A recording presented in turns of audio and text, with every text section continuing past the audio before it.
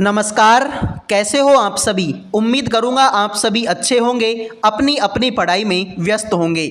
आज के इस वीडियो में आप सभी को करवाने वाला हूं मैं अग्निवीर एग्जाम 2026 के लिए इम्पोर्टेंट क्वेश्चन।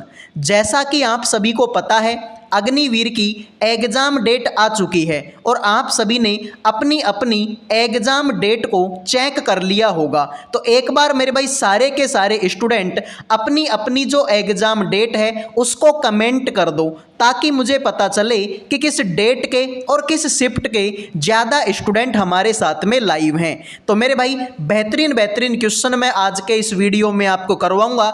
जिस बच्चे ने कुछ भी नहीं पढ़ा है ना मेरे भाई, ठीक है, बहुत सारे बच्चे होंगे जो बोलते सर हमने तो अभी तक कुछ भी नहीं पढ़ा।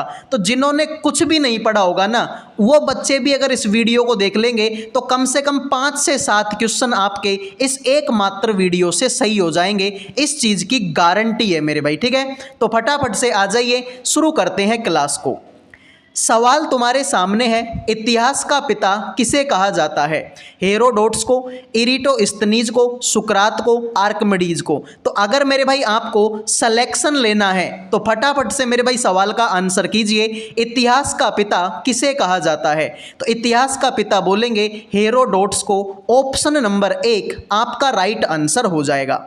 अगला सवाल आपके सामने है, निम्नलिखित में से किसके द्वारा हड़प्पा की खोज की गई थी। फटाफट बताओ मेरे भाई, ऐसे क्वेश्चन ही हैं जो आपको सिलेक्शन दिलाएंगे। बताइए हड़प्पा की खोज किसके द्वारा की गई। तो आप बताएंगे हड़प्पा की खोज तो दयाराम साहनी के द्वारा की गई थी। सर अमलानंद घोष ने क्या किया था। आप बताएंगे अमलानंद घोष के द्वारा तो कालीबंगा की खोज हुई थी। किसकी मेरे भाई, कालीबंगा की खोज अमलानंद घोष ने की थी।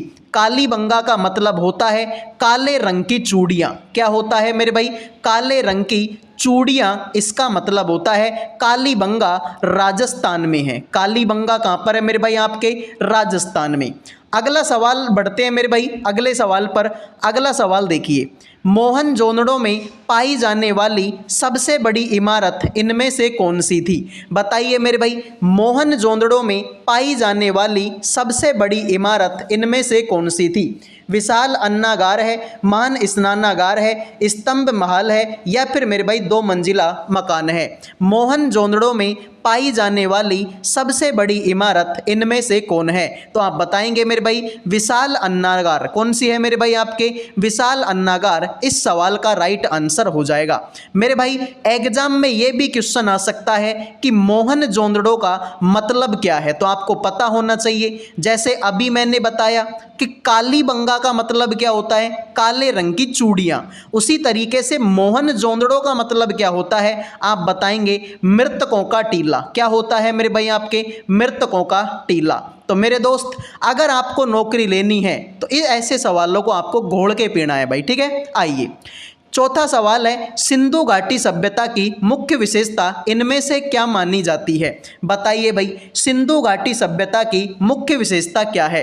क्या जाति समाज है, प्रकृति की पूजा करना है, पशुपालन है, व्यवस्थित शहरी जीवन है। तो अगर मेरे भाई आपने सिंधु घाटी सभ्यता के बारे में थोड़ा सा भी पढ़ा है तो आपको पता होगा कि सिंधु घाटी सभ्यता में मेरे भाई आपके पक्के मकान मिले हैं। पक्के मकानों में आपके पक्की नालियाँ वगैरह मिली है, ठीक है, मतलब नालियाँ वगैरह मिली है। नालियों का तो हाल ऐसा है कि आज भी हमारे देश में ऐसे बहुत सारी जगह हैं जहाँ पर मेरे भाई पानी निकलने के लिए नाली तक नहीं है। और आप सोचो कि उस टाइम पर सिंधु घाटी सभ्यता में भी मेरे भाई नालियाँ हमको मिली है। तो मेरे भाई सिंधु घाटी सभ्यता की मुख्य विशेषता क्या थी, व्यवस्थित शहरी जीवन था। ठीक है मेरे भाई, क्या था, व्यवस्थित शहरी जीवन था। अगले सवाल पर बढ़ते हैं। ऐसे क्वेश्चन आपको सिलेक्शन दिलाएंगे भाई, इनमें से किस नदी के किनारे हड़प्पा के खंडर मिलते हैं। फटाफट बताएंगे मेरे भाई, काफ़ी सारे क्वेश्चन। आप ये मत सोचो कि सर मैं हड़प्पा के बारे में बता रहा हूँ, सिंधु घाटी सभ्यता बता रहा हूँ। तो मेरे भाई सारे क्वेश्चन करेंगे, आप टेंशन मत करो, ठीक है। इनमें से किस नदी के किनारे हड़प्पा के खंडर मिलते हैं। सतलुज नदी के किनारे, झेलम के किनारे, भोगवा नदी के किनारे, रावी नदी के किनारे। तो हड़प्पा के जो खंडर हैं हैं वो रावी नदी के किनारे मिलेंगे। अगर आपसे पूछा जाए कि बताओ रावी का पुराना नाम क्या है, तो रावी का पुराना नाम है मेरे भाई आपका परूषणी। क्या नाम है मेरे भाई आपके? परूषणी। उसी तरीके से झेलम का पुराना नाम क्या है, तो आप बताएंगे झेलम का पुराना नाम मेरे भाई आपके वितस्ता है। क्या है मेरे भाई आपके? वितस्ता है। क्लियर मेरे भाई? आइए अगला सवाल आपके सामने है कि त्रिपिटक धर्म ग्रंथ का संबंध निम्नलिखित में से किससे है। तो मेरे भाई बताइए, फटाफट बताएंगे कि जो त्रिपिटक ग्रंथ है ना, इसका जो संबंध है वो किस धर्म से है। अब त्रिपिटक के बारे में बताओ भाई मेरे को। अब जैसे कि मैं तुमसे पूछूं कि बताओ गीता का संबंध किससे है, ठीक है मेरे भाई, गीता का संबंध। मैं आपसे पूछूं बताओ भागवत का संबंध किससे है, मैं आपसे पूछूं बताओ रामायण का संबंध किससे है, मैं आपसे पूछूं महाभारत का संबंध किससे है, तो आप बताएंगे सर इन सब का संबंध तो हमारे हिंदू धर्म से है। किससे मेरे भाई? हिंदू धर्म से है। उसी तरीके से मेरे भाई आपको बताना है कि त्रिपिटक का जो ग्रंथ है वो किस धर्म से संबंध रखता है। तो त्रिपिटक जो है आपके बौद्ध धर्म से संबंध रखता है, ठीक है मेरे भाई। त्रिपिटक का संबंध किससे है? आपके बौद्ध धर्म से है। मैं अगर आपसे पूछूं मेरे भाई कि जैन धर्म का पवित्र ग्रंथ मेरे भाई कौन सा है, ठीक है मेरे भाई, जैन धर्म का पवित्र ग्रंथ मेरे भाई आपका कौन सा है, तो आप बताएंगे जैन धर्म का जो पवित्र ग्रंथ है वो मेरे भाई आपका आगम है, ठीक है मेरे भाई। जैन धर्म का जो पवित्र ग्रंथ है वो मेरे भाई आपका कौन सा है, आप बोलेंगे कि सर वो हमारा आगम है। क्लियर मेरे भाई? याद रह जाएंगी। आ जाइए अगला सवाल है, गौतम बुद्ध ने अपना पहला प्रवचन किस स्थान पर दिया था। फटाफट बताएंगे मेरे भाई कि गौतम बुद्ध ने अपना जो पहला प्रवचन है वो किस स्थान पर दिया। सारनाथ में दिया था, वैशाली में दिया, गया में, पाटलिपुत्र में। तो मेरे भाई सिलेक्शन लेना है अगर मेरे भाई, ठीक है, पढ़ने वाले बच्चे, जितने भी पढ़ने वाले बच्चे हैं, देखो जो बातें कर रहे हैं उनको बातें करने दो, हम पढ़ने वाले हैं। तो फटाफट बताएंगे गौतम बुद्ध ने अपना पहला प्रवचन किस स्थान पर दिया था, आप बताएंगे कि सर ये तो सारनाथ में दिया था। और मेरे भाई जो पहला प्रवचन इन्होंने दिया था इस घटना को क्या बोलते हैं, आप बताएंगे इस घटना को बोलते हैं धर्म चक्र प्रवर्तन बोला जाता है। क्या बोलते हैं? धर्म चक्र प्रवर्तन। अगर मैं पूछूं कि बताओ अंतिम प्रवचन कहां पर दिया था या अंतिम उपदेश कहां पर दिया था, तो अंतिम उपदेश दिया था वैशाली में। क्लियर है? तो पहला दिया सारनाथ में और लास्ट कहां पर दिया? वैशाली में। आइए भाई आइए, कनिष्क के शासनकाल में खाली स्थान का आयोजन हुआ था।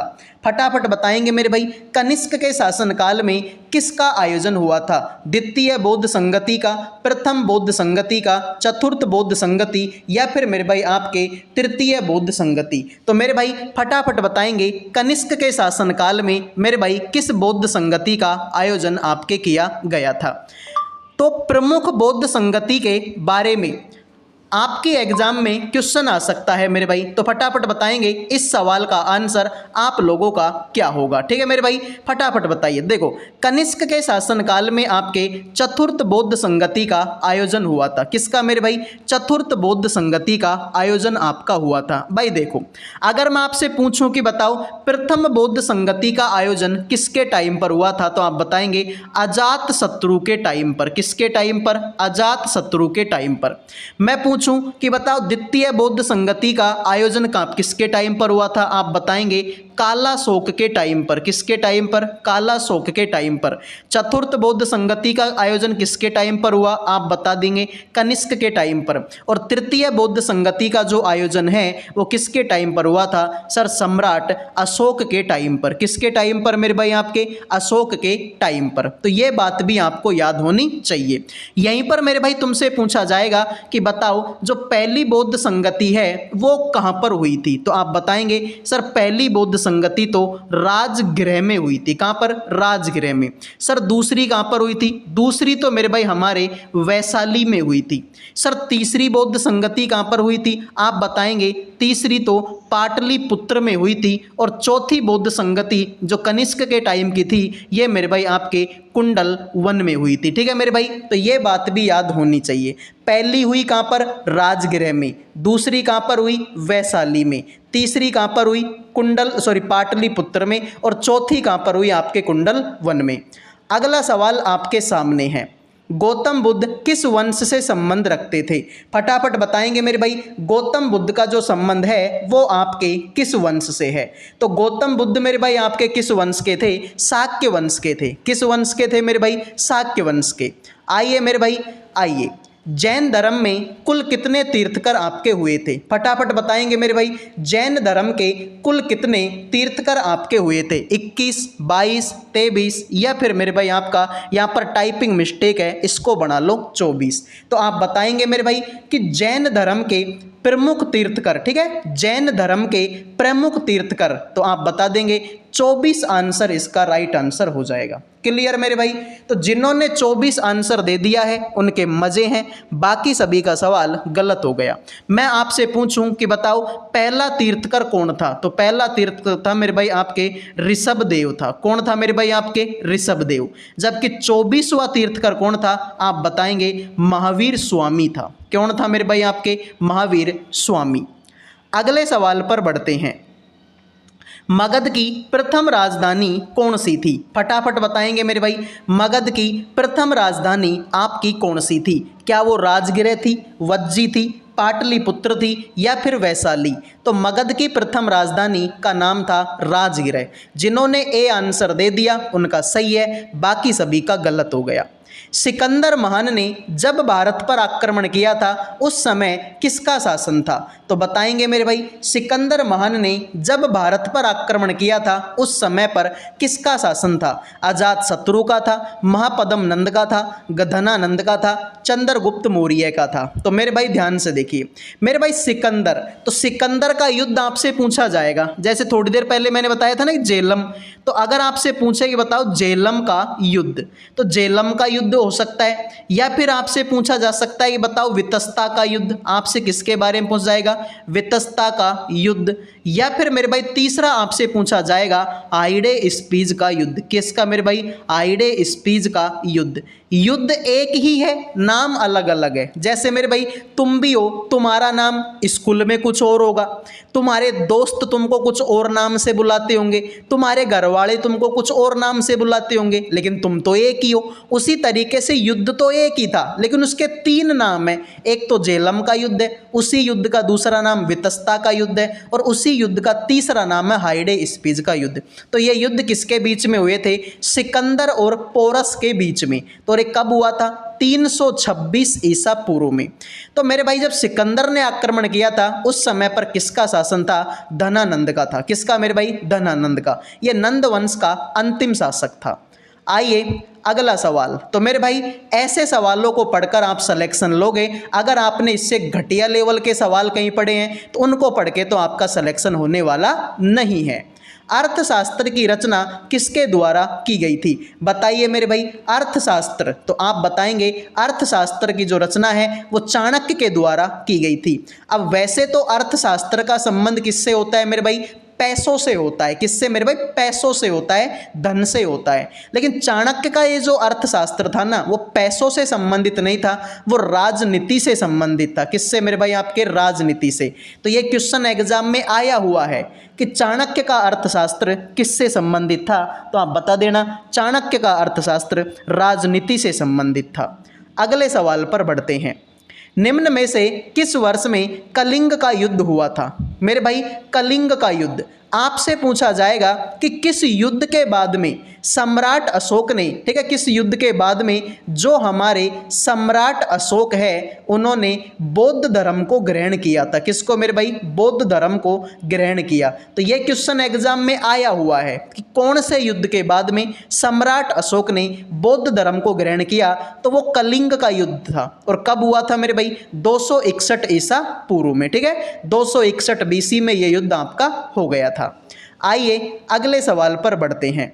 तो जितने भी मेरे भाई, जितने भी हमारे पढ़ने लिखने वाले बच्चे हैं, फटाफट से वीडियो को लाइक कर दो, चैनल को सब्सक्राइब कर दो। लाइक सब्सक्राइब करने का कोई पैसा नहीं लगता। अशोक द्वारा स्थापित शिलालेखों में किस शिलालेख में कलिंग युद्ध का वर्णन मिलता है? तो मेरे भाई फटाफट बताएंगे कि कलिंग युद्ध का जो वर्णन है वो आपको किस शिलालेख में मिलता है। क्या वो 10वें शिलालेख में मिलेगा, 11वें में मिलेगा, 12वें में मिलेगा, या फिर मेरे भाई आपके 13वें में मिलेगा। फटाफट बताएंगे मेरे भाई कि जो सम्राट अशोक का जो कलिंग का युद्ध है उसका जो उल्लेख है वो किस शिलालेख में मिलता है। आप बताएंगे शिलालेख नंबर 13 में मिलता है। आपसे ये भी पूछा जाएगा कि जो अशोक के शिलालेख हैं उनको सबसे पहले किसने पढ़ा था। ठीक है मेरे भाई, सबसे पहले किसने पढ़ा। तो मेरे भाई आप बताएंगे कि सबसे पहले अशोक के शिलालेखों को किसने पढ़ा था। आप बताएंगे जेम्स प्रिंसेप। क्या नाम आएगा मेरे भाई आपका, जेम्स प्रिंसेप आएगा। आइए अगले सवाल पर बढ़ते हैं। भारतीयों के महान सिल्क मार्ग किसके द्वारा आरंभ किया गया था। भारतीयों का जो सिल्क मार्ग है उसका जो ठीक है आरंभ है वो किसके द्वारा किया गया। अशोक के द्वारा, अकबर के द्वारा, हर्षवर्धन के द्वारा, या फिर मेरे भाई कनिष्क के द्वारा। तो सिल्क मार्ग का जो आयोजन है वो आरंभ है वो कनिष्क के द्वारा किया गया था। सर ये वही कनिष्क है जो कुषाण वंश का राजा है। किसका मेरे भाई, कुषाण वंश का राजा है। इस कनिष्क ने 78 ईसा पूर्व में, ठीक है 78 ईसा पूर्व में शक संवत की शुरुआत की थी। किसके मेरे भाई, शक संवत की जो शुरुआत है वो किसने की थी, सर कनिष्क ने की थी 78 ईसा पूर्व में। आइए अगले सवाल पर बढ़ते हैं। तो है ना मेरे भाई सवाल दमदार, ऐसे सवालों को पढ़कर मेरे भाई आप नौकरी ले लोगे। भारत में सर्वप्रथम स्वर्ण मुद्राएं किसके शासनकाल में चलाई गई थी। सबसे पहले जो स्वर्ण मुद्रा है वो किसके शासनकाल में चलाई गई।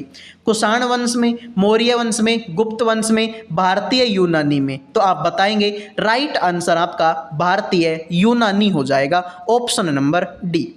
अगला सवाल है संगम युग के इतिहास का संबंध किस स्थान से है। तो मेरे भाई बताएंगे संगम युग के इतिहास का जो संबंध है वो किस स्थान से है। तो संगम युग की बात हो रही है मेरे भाई, याद रखना संगम युग का जो संबंध है वो आपके तमिलनाडु से है। किससे मेरे भाई, आपके तमिलनाडु से।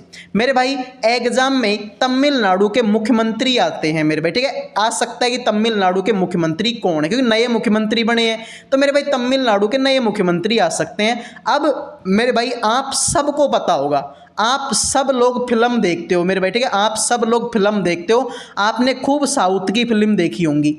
तो अब मुझे आप, ठीक है आप मुझे बताओ कि तमिलनाडु के नए मुख्यमंत्री कौन बने हैं। ठीक है आइए, तमिल भाषा के गौरव ग्रंथ शिल्पादिकारम व मणिमेखलाई का संबंध किस धर्म से है। बताओ मेरे भाई, तमिल भाषा का गौरव ग्रंथ है शिल्पादिकारम। तो बताओ मेरे भाई जो शिल्पादिकारम है और मणिमेखलाई है इसका जो संबंध है वो किस धर्म से आपका रखता है।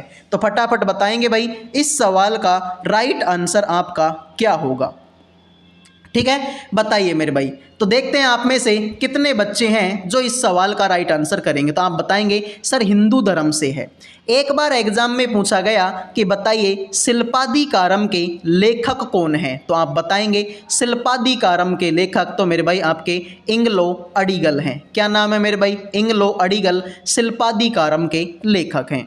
आइए 20 नंबर के सवाल पर बढ़ते हैं। गुप्त वंश के किस शासक को भारत का नेपोलियन कहा जाता है। तो मेरे भाई सब तरीके के सवाल करेंगे, सब तरीके के। आप ये मत सोचो कि भाई मैं तो सीरियल वाई, ठीक है मेरे भाई सीरियल वाई चल रहे हैं हम लोग। ठीक है पहले हमने हड़प्पा सभ्यता के बारे में पढ़ा, फिर हम इन ठीक है गुप्त वंश, मौर्य वंश इनके बारे में आ गए, फिर हम मेरे भाई आगे अलग तरीके के क्वेश्चन पढ़ेंगे। तो मेरे भाई आपको बस क्या करना है, वीडियो को लास्ट तक देखना है। अगर आपने वीडियो को लास्ट तक देख लिया ना तो मैं गारंटी देता हूं मेरे भाई आपको इस वीडियो से मेरे भाई इतना फायदा होगा, इतना फायदा होगा कि आप सोच भी नहीं सकते।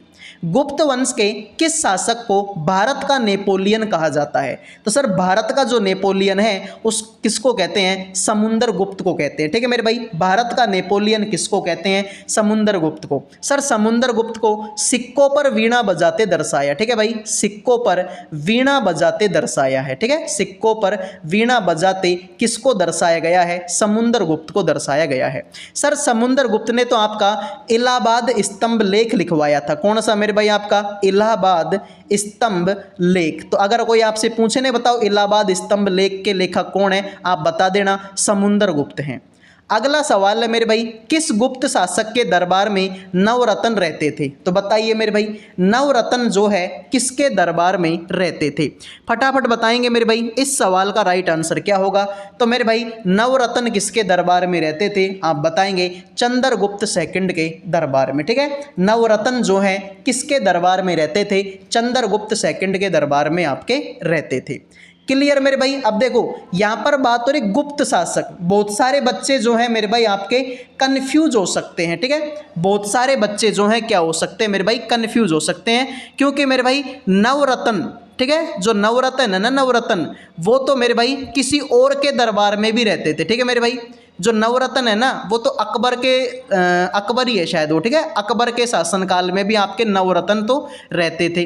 लेकिन यहाँ पर गुप्त शासक की बात हो रही है, तो जब भी मेरे भाई गुप्त शासक की बात होगी चंद्रगुप्त सेकंड होगा, इसके दरबार में नवरत्न रहते थे। इसको हम विक्रमादित्य के नाम से भी जानते हैं। किसके नाम से मेरे भाई? आपके विक्रमादित्य के नाम से भी जानते हैं। ठीक है, और एक अकबर और है मेरे भाई, अकबर के दरबार में भी आपके नवरत्न रहते थे।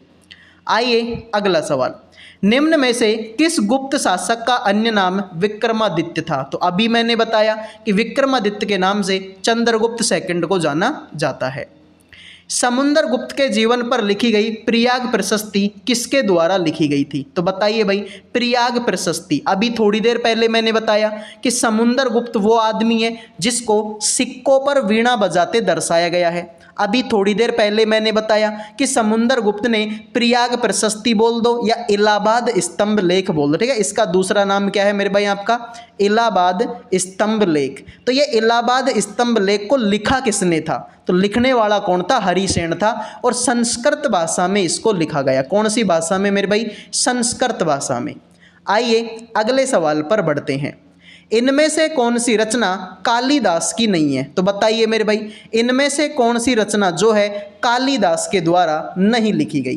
फटाफट बताएंगे भाई, तो इस सवाल का राइट आंसर आपका क्या होगा? तो आप बोलेंगे कि सर जो मृच्छकटिकम है ना, ये कालिदास के द्वारा नहीं लिखी गई। फिर आप बोलेंगे कि सर अगर कालिदास के द्वारा नहीं लिखी गई तो ये फिर किसके द्वारा लिखी गई है? तो आप बताएंगे कि सर जो मृच्छकटिकम है वो तो मेरे भाई हमारे शूद्रक की रचना है। किसकी मेरे भाई? हमारे शूद्रक। ठीक है, शूद्रक ने लिखी है मृच्छकटिकम। बाकी अभिज्ञान शाकुंतलम, रघुवंशम, मेघदूत और मेरे भाई आपके कुमार संभव। क्या नाम है मेरे भाई आपका? कुमार संभव। ये चारों की चारों किताब किसने लिखी है? हमारे कालिदास ने। क्लियर है? आइए अगला सवाल है, पंचतंत्र के रचयिता इनमें से कौन है? फटाफट बताएंगे मेरे भाई, पंचतंत्र के जो लेखक हैं वो इनमें से कौन है? शूद्रक हैं, कालिदास हैं, विष्णु शर्मा हैं, या फिर मेरे भाई आपके विशाख दत्त हैं? तो पंचतंत्र के लेखक कौन है? सर विष्णु शर्मा है। कौन है मेरे भाई? विष्णु शर्मा। तो लाइक सब्सक्राइब कर दीजिए मेरे भाई। 25 क्वेश्चन हमारे हो चुके हैं। अब आइए अगले सवाल पर बढ़ते हैं। वह अंतिम बौद्ध राजा कौन था जो संस्कृत का महान विद्वान व लेखक था? अंतिम बौद्ध राजा कौन था जो संस्कृत का महान विद्वान था और मेरे भाई लेखक था? तो सर संस्कृत के महान विद्वान की बात हो रही है। नाम होगा तुम्हारा हर्षवर्धन। क्या नाम होगा मेरे भाई आपका? हर्षवर्धन होगा। आइए अगले सवाल पर बढ़ते हैं। हर्ष चरित्र के लेखक मेरे भाई कौन है? कोई बताएगा मेरे भाई हर्ष चरित्र के लेखक कौन है? तो मेरे भाई दो पुस्तक है। एक तो मेरे भाई आपके कादंबरी, एक पुस्तक कौन सी है? कादंबरी।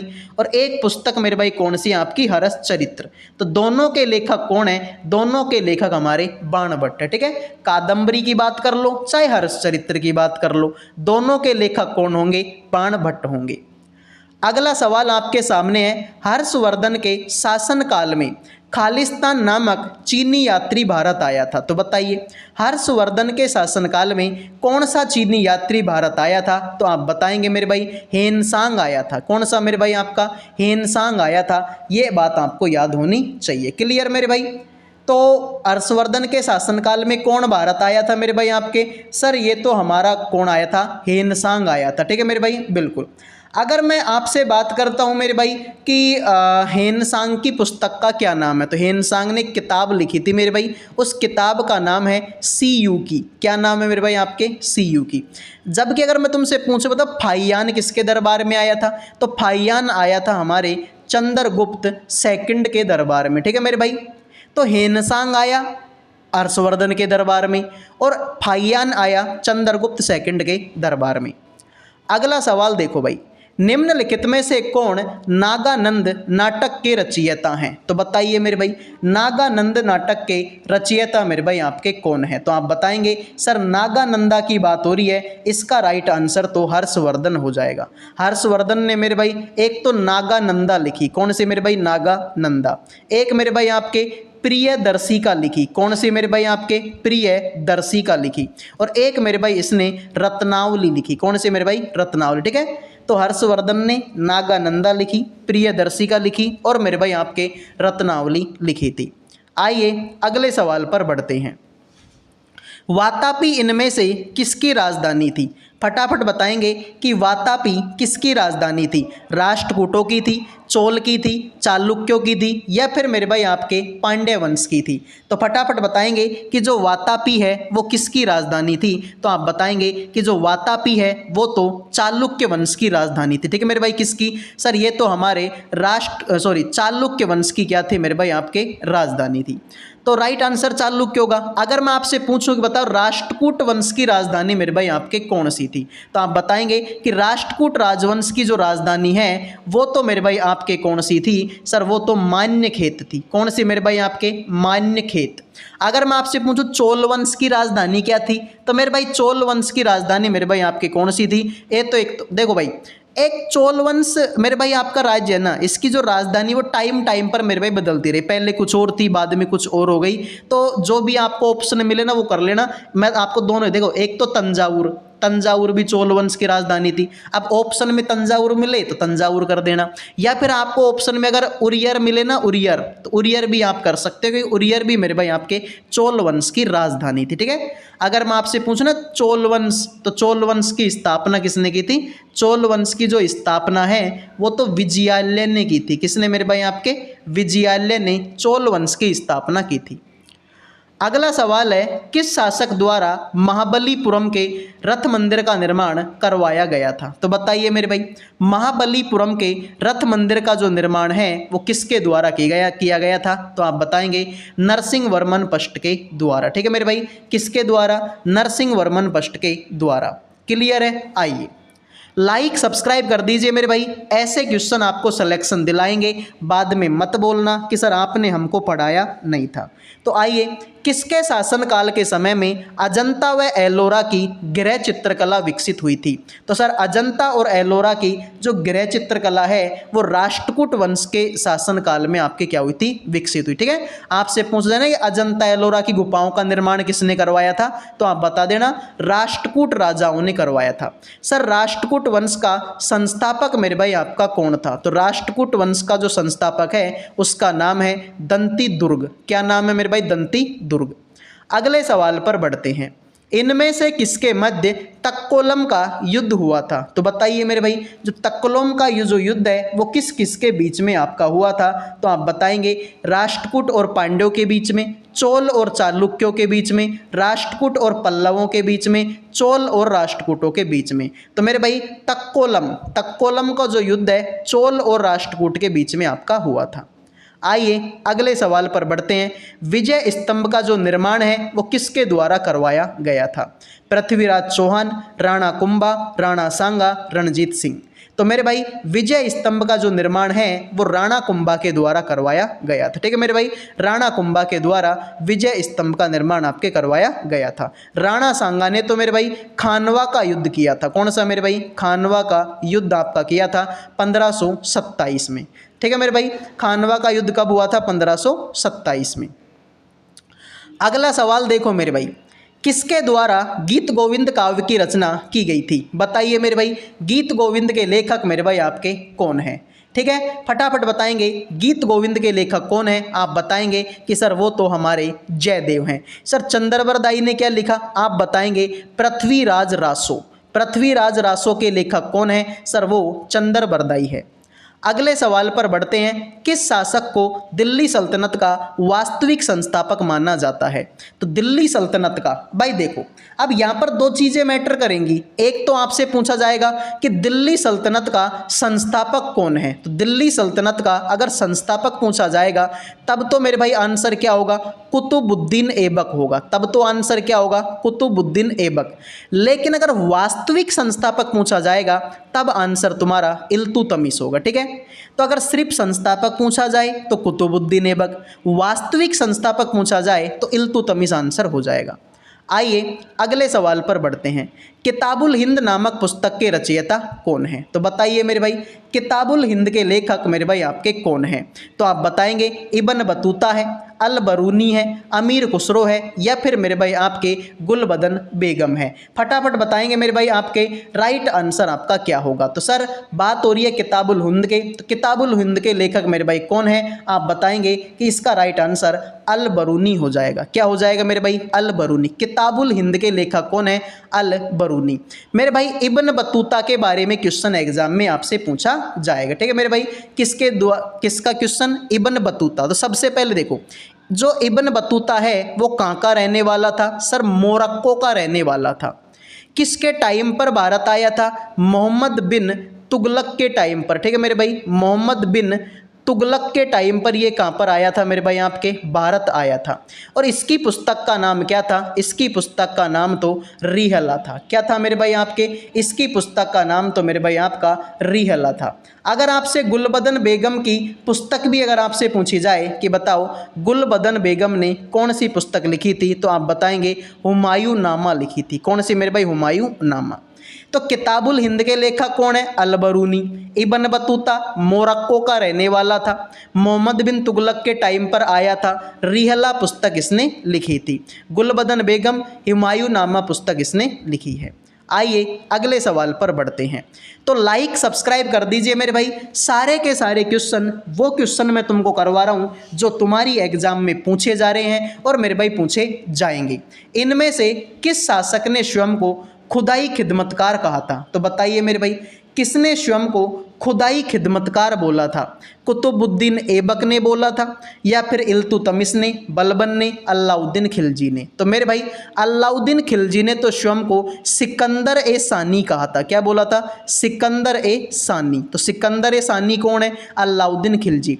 खुदाई खिदमतकार कौन है? सर वो बलबन है। खुदाई खिदमतकार कौन है? बलबन। कुतुबुद्दीन ऐबक को लाख बख्श के नाम से भी जानते हैं। किसके नाम से मेरे भाई? लाख बख्श के नाम से भी जाना जाता है। अगले सवाल पर बढ़ते हैं। दिल्ली के किस सुल्तान ने दीवाने अर्ज की स्थापना की थी? तो बताएंगे मेरे भाई, दीवाने अर्ज की जो स्थापना है वो किसके द्वारा की गई थी? आप बताएंगे बलबन, अलाउद्दीन खिलजी, मोहम्मद बिन तुगलक, फिरोज शाह तुगलक। तो दीवाने अर्ज की जो स्थापना है वो अलाउद्दीन खिलजी के द्वारा की गई थी। सर अलाउद्दीन खिलजी ने तो सीरी शहर बसाया था। कौन सा मेरे भाई? सीरी शहर। तो अगर आपसे पूछा जाए ना कि सीरी शहर को किसने बसाया था? अलाउद्दीन खिलजी ने बसाया था। अगला सवाल देखिए मेरे भाई, दिल्ली सल्तनत के किस शासक को इतिहासकारों ने विरोधों का मिश्रण कहा है? बताइए मेरे भाई, किस शासक को विरोधों का मिश्रण बोला गया है? तो आप बताएंगे बलबन को, फिरोज शाह तुगलक को, गयासुद्दीन तुगलक को, मोहम्मद बिन तुगलक को। तो आप बताएंगे मेरे भाई कि विरोधों का जो मिश्रण है वो किसको बोला गया है? मोहम्मद बिन तुगलक को। किसको मेरे भाई? मोहम्मद बिन तुगलक को। अगला सवाल देखिए, मोरक्को का प्रसिद्ध यात्री इब्न बतूता किसके शासनकाल में भारत आया था? तो जस्ट मैंने आपको थोड़ी देर पहले ही बताया है कि जो इब्न बतूता है वो किसके टाइम पर आया था? मोहम्मद बिन तुगलक के टाइम पर आया था। रिहला पुस्तक इसने लिखी थी। कौन सी मेरे भाई? रिहला पुस्तक इसने लिखी थी। तो लाइक सब्सक्राइब कर दीजिए, पढ़ाई पे ध्यान दीजिए। बहुत सारे बच्चे ऐसे हैं जो सिर्फ बातें कर रहे हैं। बातें करने से पेट नहीं भरता मेरे भाई, ना बातें करने से नौकरी लगेगी। नौकरी लेनी है तो मेरे भाई पढ़ाई करनी पड़ेगी। दिल्ली सल्तनत की प्रथम व अंतिम महिला शासक निम्न में से कौन थी?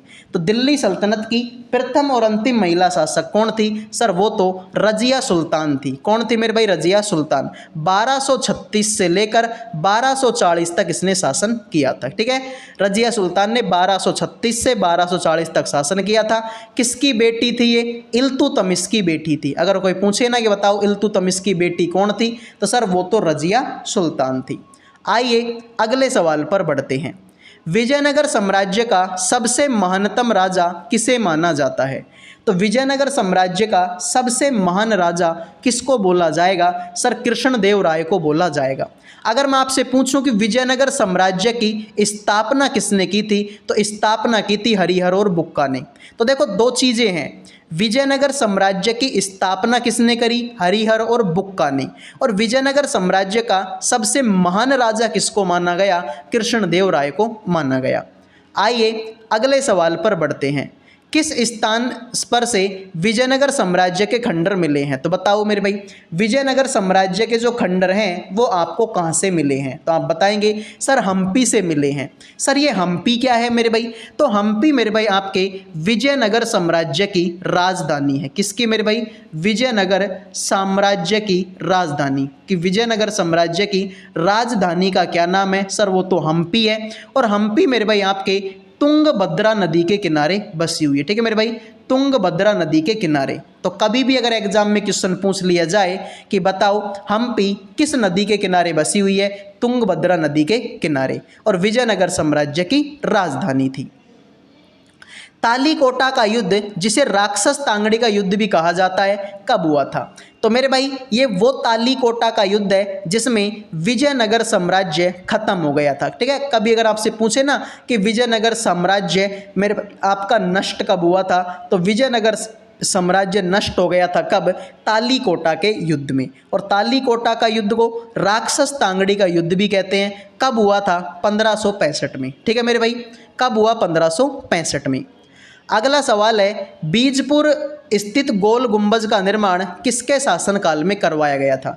जो बीजापुर में गोल गुंबज है ना मेरे भाई, बीजापुर का गोल गुंबज, इसका जो निर्माण है वो किसके द्वारा किया गया था?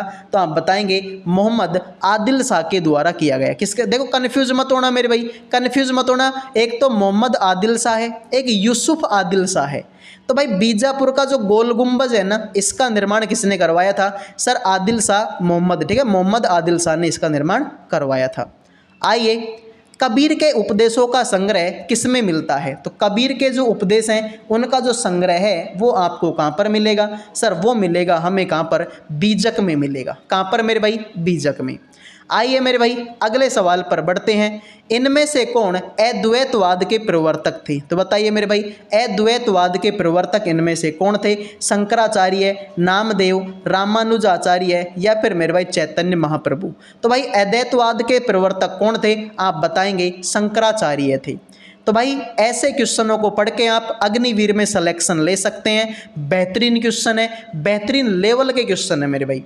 गुरु नानक देव जी का जन्म किस स्थान पर हुआ था? तो आप बताएंगे गुरु नानक देव जी का जो जन्म है अमृतसर, तलवंडी, पटना, जालंधर। तो गुरु नानक देव जी का जो जन्म है वो आपके तलवंडी में आपका हुआ था। कहाँ पर हुआ था मेरे भाई? आपके तलवंडी में हुआ था। ठीक है, गुरु नानक जी कौन है मेरे भाई? सिख धर्म के प्रथम गुरु हैं। ठीक है मेरे भाई, सिख धर्म के प्रथम गुरु, सिख धर्म के प्रथम गुरु कौन है? गुरु नानक जी हैं। और अंतिम गुरु कौन है? अंतिम गुरु है मेरे भाई आपके गुरु गोविंद सिंह। क्या नाम है मेरे भाई इनका? गुरु गोविंद सिंह।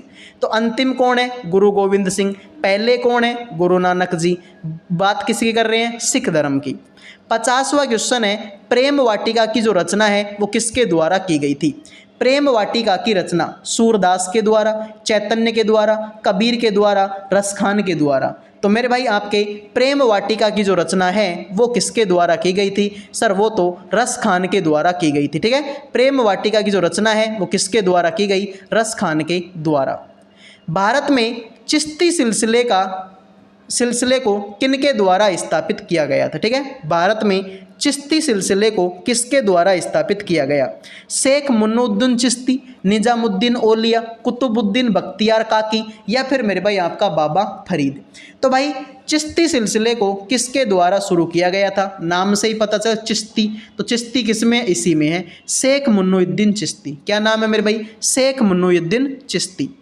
अगला सवाल है 1526 ईस्वी में हुए पानीपत के प्रथम युद्ध में बाबर ने किसे पराजित कर मुगल साम्राज्य की स्थापना की थी? तो मेरे भाई पानीपत का जो पहला युद्ध था वो किसके बीच में हुआ था? एक तरफ तो था मेरे भाई बाबर और एक तरफ था मेरे भाई आपका इब्राहिम लोदी। तो मैंने आपको पहले भी बताया था कि इब्राहिम लोदी मर गया था, बाबर जीत गया था। तो मेरे भाई किसको पराजित किया गया था? इब्राहिम लोदी को।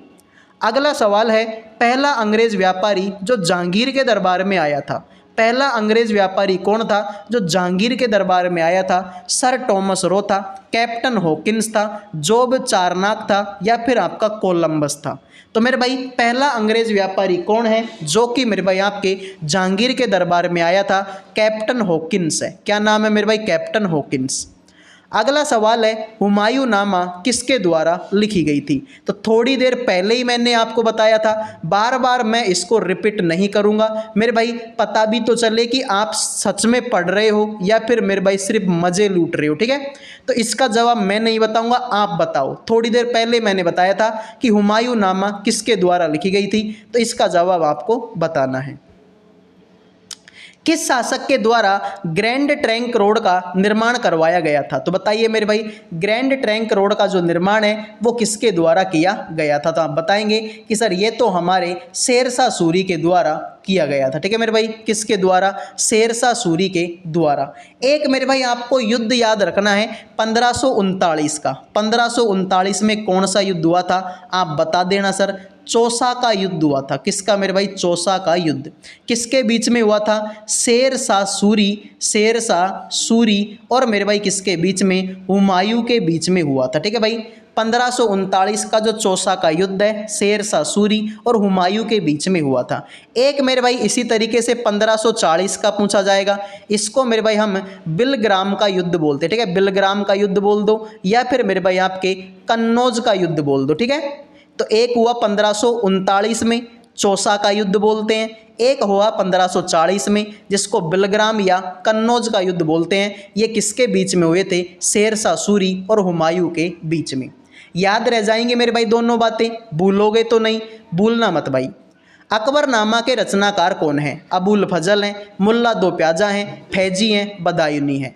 अकबरनामा के जो रचनाकार हैं वो आपको बताना है कि मेरे भाई अकबरनामा के लेखक कौन है? तो आप बोलेंगे अकबरनामा के लेखक अबुल फजल हैं।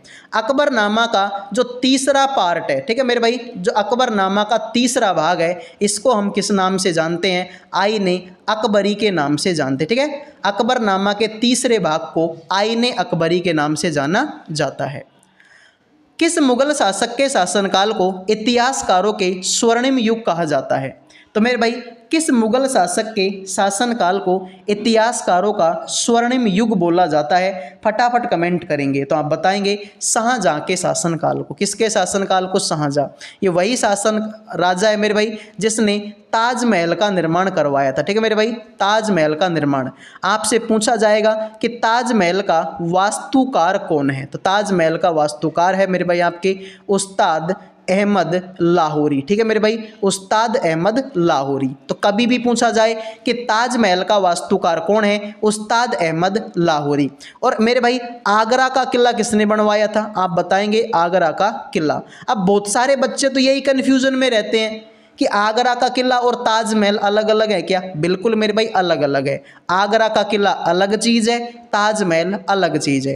ताजमहल का निर्माण शाहजहां ने करवाया था और आगरे के किले का निर्माण अकबर ने करवाया था। आइए अगले सवाल पर बढ़ते हैं। बाबर का मकबरा किस स्थान पर है? बताइए मेरे भाई, बाबर का जो मकबरा है वो किस स्थान पर है? लाहौर, दिल्ली, आगरा, काबुल। तो बाबर का जो मकबरा है वो मेरे भाई आपका काबुल में है। ठीक है मेरे भाई, कहाँ पर? आपके काबुल में। तो फटाफट लाइक सब्सक्राइब कर दीजिए मेरे भाई। बेहतरीन बेहतरीन क्वेश्चन आप लोगों के लिए करवा रहा हूँ। ऐसे क्वेश्चन आपके एग्जाम में आएंगे और मेरे भाई ऐसे क्वेश्चनों को पढ़ के आपकी नौकरी लगेगी। इनके अलावा कोई क्वेश्चन नहीं है जो आपकी नौकरी लगवा दी। किस वर्ष अकबर व महाराणा प्रताप के बीच हल्दी घाटी का युद्ध हुआ था? तो हल्दी घाटी का युद्ध अकबर और महाराणा प्रताप के बीच में कब हुआ? तो मेरे भाई आप बोलेंगे 1570, 1572, 1574, 1576। तो आप बताएंगे हल्दी घाटी का युद्ध हुआ था 18 जून 1576 को, ठीक है, 18 जून 1576, राइट आंसर डी होगा। अगले सवाल पर बढ़ते हैं मेरे भाई कि शाहजहां का जो शासनकाल है वो कब से लेकर कब तक था? ठीक है, शाहजहां का जो शासनकाल है वो कब से लेकर आपके कब तक था? फटाफट बताएंगे। तो आप बताएंगे कि सर शाहजहां का जो शासनकाल है वो 1556 से 1605 है, 1658 से 1707 है, 1628 से मेरे भाई आपके ठीक है 1658 है, या फिर मेरे भाई 1605 से आपका 1627 है। तो सर बात हो रही है किसके बारे में? शाहजहां की। तो शाहजहां का जो शासनकाल है वो 1528 से लेकर 1628 से लेकर 1658 तक, ठीक है, 1628 से लेकर आपके कहाँ तक है? 1658। तो ये बात आपको याद होनी चाहिए। अगर मैं बात करूं अकबर का शासनकाल, तो अकबर का शासनकाल कब से लेकर कब तक है? 1556 से लेकर आपका 1605 तक, ठीक है मेरे भाई, 1556 से लेकर 1605 तक आपका किसका शासनकाल है? तो आप बताएंगे मेरे भाई, तो सर ये अकबर का शासनकाल है। आइए भाई अगले सवाल पर बढ़ते, ठीक है, और ये 58 से 1707 तक ये मेरे भाई आपके औरंगजेब का है। किसका मेरे भाई? आपके औरंगजेब का है। आइए अगले सवाल पर बढ़ते हैं। शिवाजी का राज्याभिषेक किस स्थान पर हुआ था? तो ये तो सबको पता होना चाहिए मेरे भाई। शिवाजी का राज्याभिषेक ये तो मेरे भाई सबको पता होना चाहिए। शिवाजी का जो राज्याभिषेक है वो कहाँ पर हुआ था? सर वो रायगढ़ में हुआ था, ठीक है मेरे भाई, कहाँ पर हुआ था? रायगढ़ में। अगला सवाल है शिवाजी ने पुरंदर की संधि किसके साथ में की थी? तो बताएंगे मेरे भाई, शिवाजी ने पुरंदर की जो संधि है वो किसके साथ में की थी? औरंगजेब के साथ में की थी, आपके जहांदार शाह के शासनकाल में की थी, जयसिंह के साथ में की थी, शाह आलम फर्स्ट के शासनकाल में की थी। तो मेरे भाई बताएंगे कि जो पुरंदर की संधि है वो किसके द्वारा किसके साथ में की थी? तो आप बोलेंगे जयसिंह के द्वारा। अगर आपसे कोई पूछे कि बताओ पुरंदर की संधि कब हुई थी, तो आप बताएंगे 1665 में पुरंदर की संधि हुई थी, ठीक है, 1665 में पुरंदर की संधि आपकी हुई थी। पानीपत का तीसरा युद्ध 1761 किसके बीच में हुआ था? तो पानीपत का जो तीसरा युद्ध है वो 1761 में हुआ था, ये बात बिल्कुल सही है। किस किस के बीच में हुआ था? आप बताएंगे एक तरफ तो थे मराठा, एक तरफ थे मेरे भाई आपके अहमद शाह अब्दाली। कौन था मेरे भाई? मराठा और अहमद शाह अब्दाली। तो पेशवा बाजीराव सेकंड ये तो मराठा थे और एक अहमद शाह अब्दाली था, इनके बीच में पानीपत का तीसरा युद्ध आपका हुआ था। आइए अगले सवाल पर बढ़ते हैं। भारत का प्रथम गवर्नर जनरल कौन था? बताएंगे मेरे भाई, भारत का प्रथम गवर्नर जनरल आपका कौन था? तो आप बताएंगे मेरे भाई, इस सवाल का राइट आंसर क्या होगा? रॉबर्ट क्लाइव था, आपके विलियम बेंटिक था, वॉरेन हेस्टिंग था, या फिर आपका लॉर्ड कैनिंग था। तो मेरे भाई कल के वीडियो में भी शायद मैंने कुछ बताया था आपको कि भारत का जो प्रथम गवर्नर जनरल है वो मेरे भाई आपका कौन था? तो आप बताएंगे प्रथम गवर्नर जनरल वो तो वॉरेन हेस्टिंग था, ठीक है मेरे भाई, 1773, ठीक है, वॉरेन हेस्टिंग का नाम पढ़ते ही आपको 1773 याद आ जाना चाहिए कि 1773 में इसने आपका क्या किया था, ठीक है मेरे भाई। कोई बताएगा कि वॉरेन हेस्टिंग ने 1773 में मेरे भाई क्या किया था? तो आप बताएंगे रेगुलेटिंग एक्ट चलाया था मेरे भाई, ठीक है, रेगुलेटिंग एक्ट मेरे भाई किसके टाइम का है? वॉरेन हेस्टिंग, जो कि प्रथम गवर्नर जनरल थे। भारत के राजस्व एकत्रित करने की स्थायी बंदोबस्त की प्रणाली किसके द्वारा शुरू की गई थी? तो मेरे भाई स्थायी बंदोबस्त की जो प्रणाली है वो किसके द्वारा शुरू की गई थी? तो भाई ये भी सबको याद होना चाहिए कि स्थायी बंदोबस्त की जो प्रणाली है वो किसके द्वारा शुरू की गई थी? कॉर्नवालिस के द्वारा। किसके द्वारा मेरे भाई? आपके कॉर्नवालिस के द्वारा इसको शुरू किया गया था। कॉर्नवालिस को मेरे भाई आपके सिविल सेवा का जनक बोलते हैं। किसका मेरे भाई? सिविल सेवा का जनक किसको बोलते हैं? कॉर्नवालिस को। विलियम बेंटिक ने तो सती प्रथा पर रोक लगाई थी। किस पर मेरे भाई? सती प्रथा पर रोक किसने लगाई? विलियम बेंटिक ने। ये डलहौजी ने मेरे भाई क्या किया था? इसके टाइम पर प्रथम रेलगाड़ी चली थी, ठीक है, प्रथम रेलगाड़ी किसके टाइम पर चली? डलहौजी के टाइम पर चली थी। अगला सवाल है मेरे भाई, किस गवर्नर जनरल का नाम हड़प की नीति डॉक्ट्रिन ऑफ लैप्स के साथ में जुड़ा हुआ है? तो मेरे भाई बताइए हड़प नीति का जो नाम है वो किसके साथ में जुड़ा हुआ है? तो हड़प नीति मेरे भाई एग्जाम में क्वेश्चन बनेगा और बहुत बेहतरीन क्वेश्चन बनेगा ये, ठीक है। हड़प नीति का क्वेश्चन एग्जाम में बनेगा और मेरे भाई आपके बहुत बेहतरीन क्वेश्चन बनेगा। तो हड़प नीति मेरे भाई किसके टाइम की है? सर डलहौजी के टाइम की है। हड़प नीति मेरे भाई कब शुरू की गई थी? 1848 में आपके हड़प नीति को क्या किया था मेरे भाई? शुरू किया था। क्लियर मेरे भाई? सबसे पहले किसको हड़पा था? सतारा को, ठीक है। अगर आपसे कोई पूछे ना कि सबसे पहले किसको हड़पा गया था, तो सर सतारा को हड़पा था 1848 में। सुगोली की संधि 1816 में किसके मध्य में हुई थी? तो अभी थोड़ी देर पहले हमने बात की थी किसके बारे में? पुरंदर की संधि। थोड़ी देर पहले हमने किसके लिए बात की थी? पुरंदर की संधि के बारे में। अब आपसे किसके बारे में पूछा है? सुगोली की संधि। तो सुगोली की संधि किसके बीच में हुई थी? तो आप बताएंगे ईस्ट इंडिया कंपनी और नेपाल के बीच में, ठीक है। ईस्ट इंडिया कंपनी और नेपाल के बीच में सुगोली की संधि आपकी हुई थी। तो बेहतरीन सवाल है, इस तरीके के सवाल भी एग्जाम में आएंगे। भारत में आधुनिक शिक्षा प्रणाली की शुरुआती नींव किसके द्वारा रखी गई थी? ठीक है मेरे भाई, ये फिर किससे हुई थी? तो आधुनिक शिक्षा प्रणाली की जो नींव है वो किसके द्वारा हुई थी? 1835 के मैकाले मिनट से, ठीक है मेरे भाई। 1835 के मैकाले मिनट से आधुनिक शिक्षा प्रणाली की क्या हुई थी? नींव हुई थी। अब मेरे भाई अगले सवाल पर मैं तभी बढ़ूंगा जब आप लोग वीडियो को लाइक कर दोगे और साथ में मेरे भाई चैनल को सब्सक्राइब कर दोगे, ठीक है मेरे भाई। अगले सवाल पे तभी बढ़ूंगा जब आप लोग वीडियो को लाइक करोगे, साथ में मेरे भाई चैनल को सब्सक्राइब करोगे। आइए अगला सवाल है, किस गवर्नर जनरल को सती प्रथा का अंत करने का श्रेय दिया जाता है? तो सती प्रथा का जो अंत है वो किसके द्वारा किया था? अभी मैंने बताया था विलियम बेंटिंक के द्वारा। किसके द्वारा मेरे भाई? विलियम बेंटिंक के द्वारा। 70 नंबर का सवाल है, नील कृषकों की दुर्दशा पर लिखी गई पुस्तक नील दर्पण के लेखक कौन है? नील कृषकों की दुर्दशा पर लिखी गई पुस्तक नील दर्पण के लेखक कौन है? तो बताएंगे मेरे भाई नील दर्पण के लेखक तो दीनबंधु मित्र हैं। क्या नाम है मेरे भाई? दीनबंधु मित्र है। आइए मेरे भाई एक और सिलेक्शन वाला सवाल है, किन्हें भारतीय पुनर्जागरण का पिता कहते हैं? तो भारतीय पुनर्जागरण का जो पिता है वो किसको बोलते हैं? महात्मा गांधी को, स्वामी दयानंद सरस्वती, राजा राम मोहन राय, ईश्वर चंद्र विद्यासागर। तो भाई देखो मैं बात करता हूँ दयानंद सरस्वती के बारे में, ठीक है मेरे भाई। दयानंद सरस्वती से भी एग्जाम में क्वेश्चन आपके पूछा जाएगा कि इन्होंने 1875 में, ठीक है मेरे भाई, इन्होंने 1875 में किसकी स्थापना करी थी? किसी बच्चे को याद है क्या मेरे भाई कि दयानंद सरस्वती ने किसकी स्थापना की थी? तो भाई दयानंद सरस्वती ने किसकी स्थापना की थी? मेरे माइंड से आपका इसका नाम निकल चुका है, ठीक है मेरे भाई।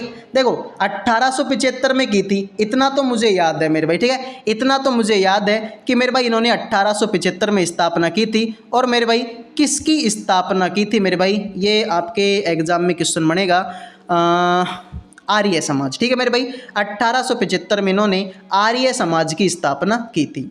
और राजा राम मोहन राय, भारतीय पुनर्जागरण का पापा किसको बोलते हैं? राजा राम मोहन राय को बोलते हैं। इन्होंने मेरे भाई किसकी स्थापना की थी?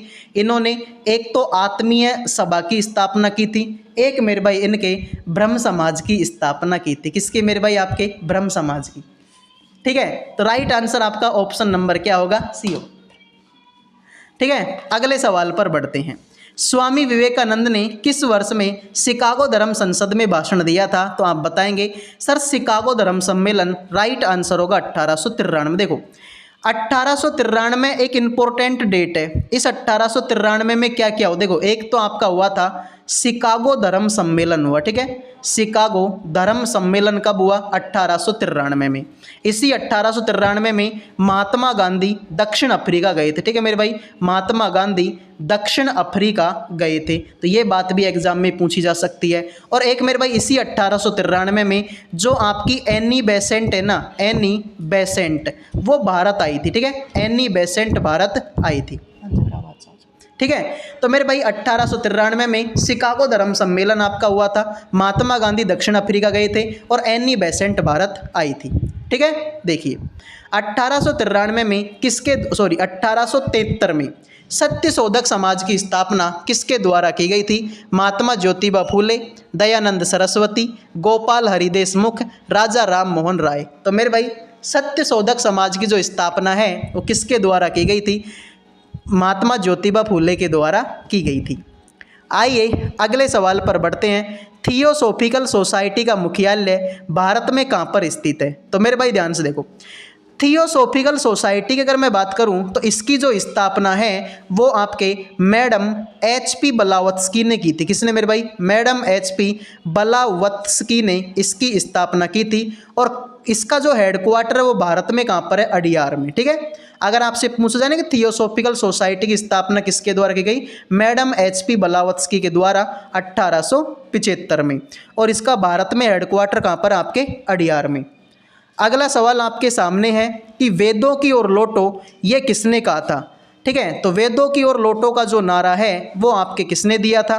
दयानंद सरस्वती ने दिया, आपके स्वामी विवेकानंद ने दिया, केशव चंद्र सेन ने दिया, या फिर मेरे भाई आपके राजा राम मोहन राय ने दिया था। तो वेदों की ओर लौटो का जो नारा है वो स्वामी दयानंद सरस्वती ने आपके दिया था। स्वामी विवेकानंद ने तो मेरे भाई आपके रामकृष्ण मिशन की स्थापना की थी। किसके मेरे भाई? रामकृष्ण मिशन की स्थापना किसने की थी? स्वामी विवेकानंद ने। मंगल पांडे जिसने अंग्रेजों के खिलाफ विद्रोह कर दिया था, कहाँ का सैनिक था? अब मंगल पांडे के बारे में तो कौन नहीं जानता मेरे भाई। और अगर मंगल पांडे के बारे में तुम नहीं जानते मेरे भाई, इसका मतलब मेरे भाई आपको देश प्रेम नहीं है मेरे भाई। मंगल पांडे के बारे में भाई सबको पता होना चाहिए। तो मंगल पांडे कहाँ के शासक, सॉरी ठीक है, इन्होंने जो विद्रोह किया था तब ये कहाँ के सैनिक थे? बैरकपुर छावनी के। कहाँ के थे? बैरकपुर छावनी के। 1857 की क्रांति के समय ब्रिटेन का प्रधानमंत्री कौन था? तो 1857 क्रांति के समय पर ब्रिटेन का जो प्रधानमंत्री था वो कौन था? क्या वो डलहौजी था, पाम स्ट्रन था, या फिर कैनिंग था, या फिर आपका लॉर्ड जॉर्ज था? तो 1857 की क्रांति के समय पर ब्रिटेन का प्रधानमंत्री मेरे भाई आपका कौन था? तो आप बताएंगे, राइट आंसर होगा पाम स्ट्रन था। कौन था मेरे भाई आपके? पाम स्ट्रन था। अगला सवाल है, 1857 के विद्रोह में विद्रोहियों ने किसे अपना नेता माना था? तो मेरे भाई 1857 के विद्रोह में विद्रोहियों ने किसे अपना नेता माना था? आप बताएंगे कि सर ये तो हमारे बहादुर शाह जफर को माना था। ठीक है मेरे भाई, किसको माना था? हमारे बहादुर शाह जफर को माना था। देखो मेरे भाई, इस वीडियो की अगर मैं बात करूं तो सबसे पहले हमने देखो शुरुआत में हमने हड़प्पा सभ्यता के बारे में मैंने आपको पढ़ाया। उसके बाद में जो तुम्हारा गुप्त वंश था, जो तुम्हारा मौर्य वंश था, इनके बारे में मैंने तुमको पढ़ाया। फिर मैंने तुमको ये जो अकबर वगैरह थे, अकबर थे, जहांगीर थे, शाहजहाँ थे, इनके बारे में पढ़ाया। महाराणा प्रताप मेरे भाई, ठीक है, राणा सांगा, इन सब के बारे में मैंने पढ़ाया। फिर इसी वीडियो में अब हम कहाँ पर आ गए हैं? 1857 की क्रांति पे आ गए हैं। ओ सॉरी, इससे पहले तो हम वो भी तो पढ़ चुके हैं मेरे भाई, भारत के जो गवर्नर जनरल थे वो वगैरह भी तो हम पढ़ चुके हैं मेरे भाई। ठीक है, गवर्नर जनरल वगैरह भी तो पढ़ चुके हैं हम। फिर 1857 क्रांति हम पढ़ चुके हैं। ठीक है मेरे भाई, तो काफ़ी बेहतरीन क्वेश्चन हमने इस वीडियो में किए हैं। अब मेरे भाई बढ़ते हैं अगले सवाल पर, लेकिन उससे पहले आप लाइक और सब्सक्राइब कर दीजिए। अगला सवाल आपके सामने है, किस इतिहासकार ने 1857 के विद्रोह को स्वतंत्रता की पहली लड़ाई कहा था? तो बताओ मेरे भाई, इस सवाल का आंसर क्या होगा?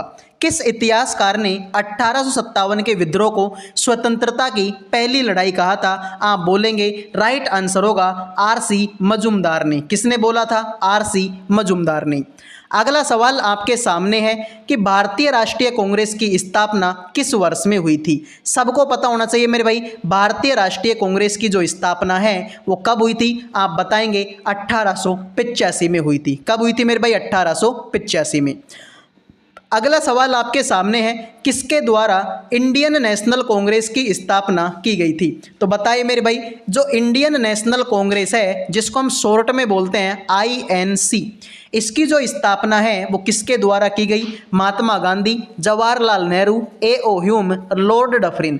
देखो भाई, बहुत सारे बच्चे क्या करते हैं कि कांग्रेस का नाम सुन के महात्मा गांधी आंसर कर देते हैं। तो मेरे भाई महात्मा गांधी ने स्थापना नहीं की थी, स्थापना की थी A.O. ह्यूम ने। अगला सवाल आपके सामने है मेरे भाई कि ब्रिटिश हाउस ऑफ कॉमर्स, ठीक है, कॉमन्स में चुना जाने वाला पहला भारतीय कौन था? ब्रिटिश हाउस ऑफ कॉमन्स में चुना जाने वाला प्रथम भारतीय कौन था? क्या वो दादा भाई नौरोजी था, जयप्रकाश नारायण था, मोरारजी देसाई था, या फिर आपका WC बनर्जी था? तो मेरे भाई ब्रिटिश हाउस ऑफ कॉमन्स में चुना जाने वाला प्रथम आदमी कौन था? सर दादा भाई नौरोजी था। दादा भाई नौरोजी को हम लोग grand old man of India भी कहते हैं। ठीक है, ठीक है, grand old man of India के नाम से भी इनको जाना जाता है। अगला सवाल आपके सामने है, इनमें से कौन भारतीय राष्ट्रीय कांग्रेस के पहले अध्यक्ष थे? तो भारतीय राष्ट्रीय कांग्रेस के जो पहले अध्यक्ष थे इसके बारे में भी आपको सबको पता होना चाहिए कि सर WC बनर्जी, जिसको हम मेरे इसका जो फुल नाम है वो क्या है, इनका जो फुल नाम है वो है व्योमेश चंद्र बनर्जी। क्या नाम है मेरे भाई आपका? व्योमेश चंद्र बनर्जी इनका पूरा नाम है। अगला सवाल आपके सामने है कि मेरे भाई इनमें से किसके द्वारा भारतीय संघ की स्थापना की गई थी? बताइए, भारतीय संघ की जो स्थापना है वो किसके द्वारा की गई? दादा भाई नौरोजी, सुरेंद्र नाथ बनर्जी, महात्मा गांधी, RC दत्त। तो भारतीय संघ की जो स्थापना है वो किसके द्वारा की गई थी? आप बताएंगे सुरेंद्र नाथ बनर्जी के द्वारा। किसके द्वारा मेरे भाई? सुरेंद्र नाथ बनर्जी के द्वारा मेरे भाई भारतीय संघ की स्थापना की गई थी। अगला सवाल है, भारतीय राष्ट्रीय आंदोलन के 1885 से 1905 की अवधि को क्या कहा जाता है? भारतीय राष्ट्रीय कांग्रेस के 1885 से 1905 की अवधि को मेरे भाई क्या बोलते हैं? मुगल काल बोलते हैं, उग्रवादी चरण बोलते हैं, उदारवादी चरण बोलते हैं, गांधी युग बोलते हैं। तो 1885 से लेकर 1905 का जो अवधि है इसको उदारवादी युग के नाम से जाना जाता है। अगला सवाल आपके सामने है, निम्न में से किस नेता को लोकमान्य की उपाधि दी गई थी? सबको पता है कि लोकमान्य की जो उपाधि है वो बाल गंगाधर तिलक को दी गई थी। किसको मेरे भाई? बाल गंगाधर तिलक को दी गई थी।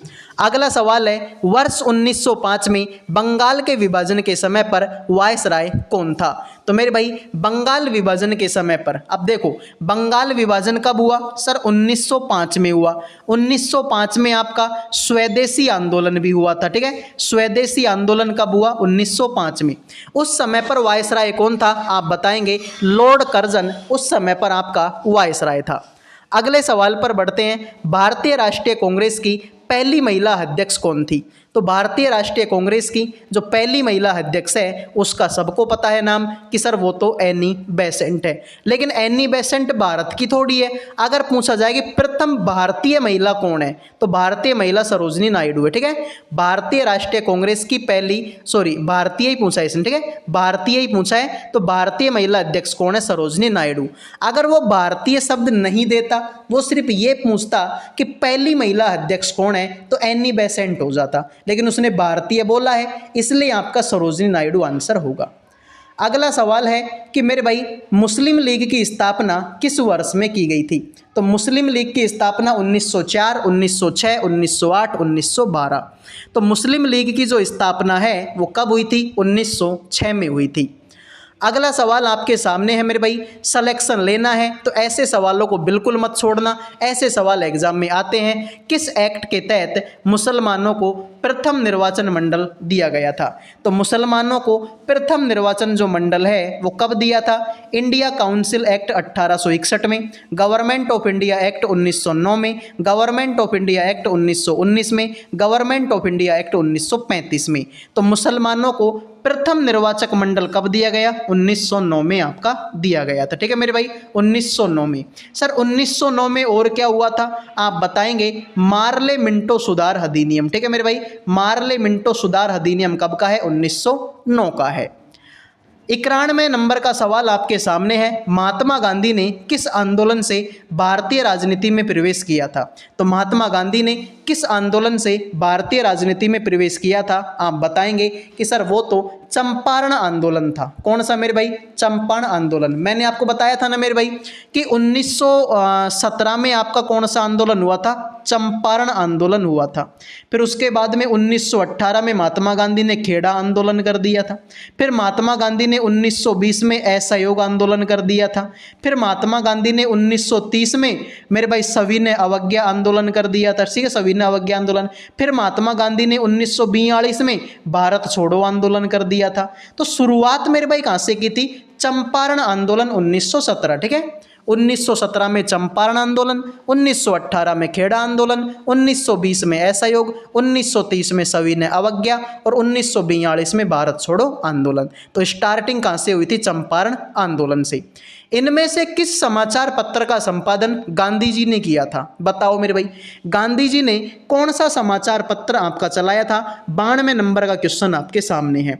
तो सर मेरे भाई राइट आंसर होगा नवजीवन। गांधी जी का समाचार पत्र कौन है आपके? नवजीवन नाम है। अगर मैं आपसे बात करता हूं कि केसरी समाचार पत्र आपके किसने चलाया था, कोई बता सकता है मेरे भाई आपके कि केसरी समाचार पत्र जो है किसने चलाया था? आप बताएंगे कि राइट आंसर होगा बाल गंगाधर तिलक। ठीक है मेरे भाई, केसरी समाचार, देखो एक तो केसरी समाचार पत्र है मेरे भाई, ठीक है, तो ये आपके बाल गंगाधर तिलक का है। ठीक है, किसका मेरे भाई? बाल गंगाधर तिलक का है।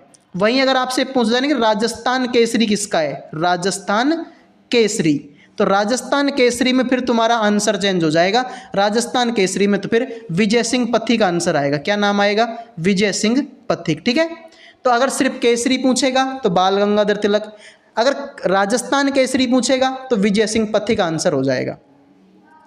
93 नंबर का सवाल है, महात्मा गांधी को महात्मा की उपाधि किसके द्वारा दी गई थी?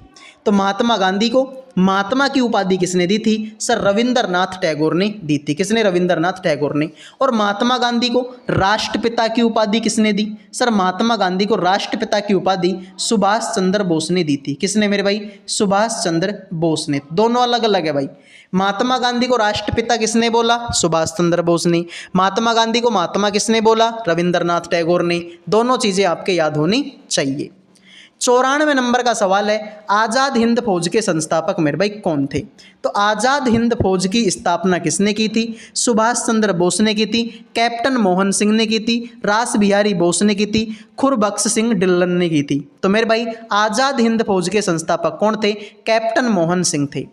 अगला सवाल है, वह नेता जिन्होंने तीनों गोलमेज सम्मेलन में भाग लिया। जबरदस्त सवाल है मेरे भाई, बेहतरीन क्वेश्चन है। कौन सा नेता है जिसने तीनों गोलमेज सम्मेलन में भाग लिया? तो मेरे भाई दो आदमी हैं। एक तो मेरे भाई कौन है? एक तो मेरे भाई आपका है तेज बहादुर सप्रू। एक तो मेरे भाई कौन है? तेज बहादुर सप्रू है। और एक मेरे भाई आपका भीमराव अंबेडकर है। ठीक है मेरे भाई, भीमराव अंबेडकर। ठीक है, तीनों गोलमेज सम्मेलन में भाग लेने वाले आदमी कौन है? तो दो आदमी हैं, तेज बहादुर सप्रू और भीमराव अंबेडकर। अब तेज बहादुर तो ऑप्शन में है नहीं, तो भीमराव अंबेडकर हो जाएगा। आइए अगले सवाल पर बढ़ते हैं। किस प्रसिद्ध क्रांतिकारी ने इलाहाबाद के अल्फ्रेड पार्क में पुलिस के साथ मुठभेड़ में स्वयं को गोली मार ली थी? तो मेरे भाई किस प्रसिद्ध क्रांतिकारी ने इलाहाबाद अल्फ्रेड पार्क में पुलिस के साथ मुठभेड़ में स्वयं को गोली मार ली थी? वो आदमी कौन था? सर वो तो चंद्रशेखर आजाद था। सबको पता है मेरे भाई चंद्रशेखर आजाद जी ने खुद को गोली मारी थी। ठीक है, आइए अगले सवाल पर बढ़ते हैं। क्रिप्स मिशन भारत में कब आया था? सर क्रिप्स मिशन तो 1942 में आया था। सबको पता है मेरे भाई ये सवाल। अगला सवाल है मेरे भाई 98 नंबर का, किस वर्ष अमेरिका स्वाधीनता का संग्राम गठित हुआ था? अमेरिका स्वाधीनता संग्राम कब गठित आपका हुआ? 1788 से 1789 में, 1775 से 1783 में, 1780 से 1785 में, 1890 से 1895 में। तो अमेरिका स्वाधीनता संग्राम मेरे भाई कब हुआ था? आप बताएंगे 1775 से 1783 में।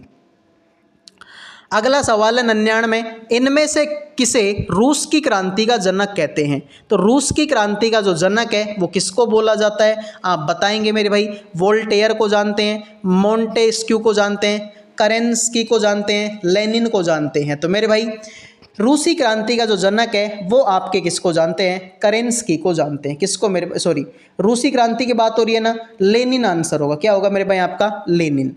100 नंबर का सवाल है, किसने द्वितीय विश्व युद्ध के दौरान शीर्ष शक्तियों का प्रतिनिधित्व किया था? तो मेरे भाई शीर्ष शक्तियों का जो प्रतिनिधित्व वो किसने किया था? जर्मनी, इटली और रूस ने, जर्मनी, जापान और इटली ने, इंग्लैंड, अमेरिका, फ्रांस ने, जर्मनी, अमेरिका, जापान ने। तो सेकंड वर्ल्ड वॉर की बात हो रही है। 1939 से लेकर 1945 तक ये चला था। और मेरे भाई जो शीर्ष शक्ति थी वो कौन कौन सी थी? एक तो जर्मनी थी, एक जापान था और एक मेरे भाई आपका इटली था। तो मेरे भाई अगले सवाल पर मैं तभी बढ़ूंगा जब आप लोग वीडियो को लाइक करोगे, चैनल को सब्सक्राइब करोगे। ठीक है, 100 क्वेश्चन मैंने आपको करवा दिए हैं। अब अगला क्वेश्चन अगर आपको देखना है तो वीडियो को लाइक करो, चैनल को सब्सक्राइब करो, फिर मैं अगले सवाल पे बढ़ूंगा।